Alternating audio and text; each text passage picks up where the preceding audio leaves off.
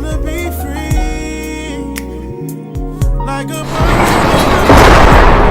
breeze. Hello and welcome to another episode of Freedom Facts. These are in the run-up to our service coming this Saturday at 5 p.m. Yes to Freedom at 50 Church Road, NW10 9PY. Deliverance is for the desperate. You cannot get freedom from things that you are still in love with. Some of us suffer from spiritual Stockholm syndrome. We have become so attached to the things that bind us and keep us captive that when the opportunity to free ourselves from that thing comes, we would rather stay in the certainty of our misery, punctuated by moments of happiness, than step into the unknown, which is actually dependence on Christ.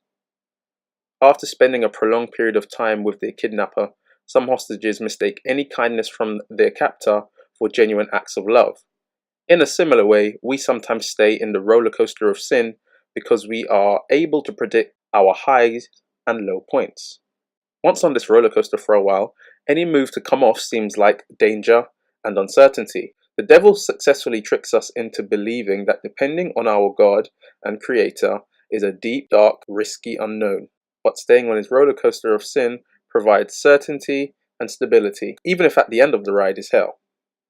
James 1:7. For let not a man think that he shall receive anything of the Lord. A double-minded man is unstable in all his ways. In the same way we entered Satan's theme park, queued up for his roller coaster of sin, sat on the ride and got strapped in, all with our own free will and excitement, enthusiasm in tow, God is looking for that enthusiasm and agreement when we come to him. A half-hearted, save me Lord, will not do. Nothing about the cross was half-hearted.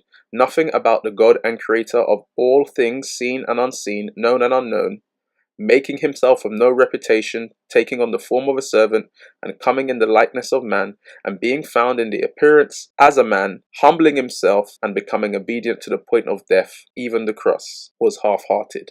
To be released on bail, one must meet certain conditions.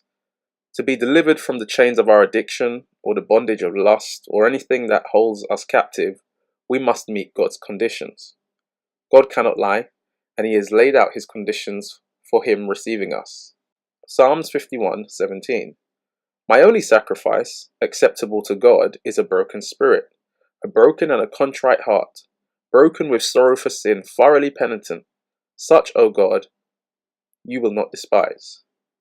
When you are desperate for God to change your life, the how, the when, and the why is not important. When you reach the stage of understanding that you need God in your life more than you need every outstanding question and query answered, you will meet the condition for him to show up. 2 Chronicles 7:14. If my people who are called by my name will humble themselves and pray, and seek my face and turn from their wicked ways, then I will hear from heaven, and I will forgive their sin and heal their land.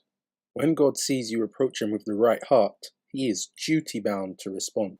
I will worship toward thy holy temple, and praise thy name for thy loving kindness, and for thy truth, for thou hast magnified thy word above all thy name.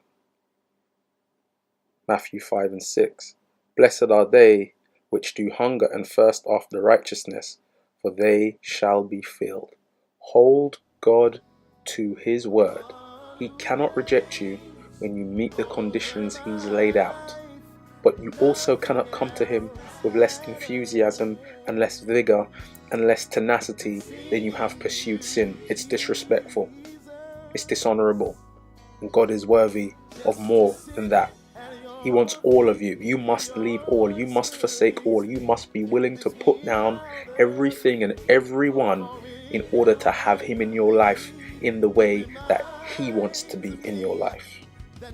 Stay close to Christ.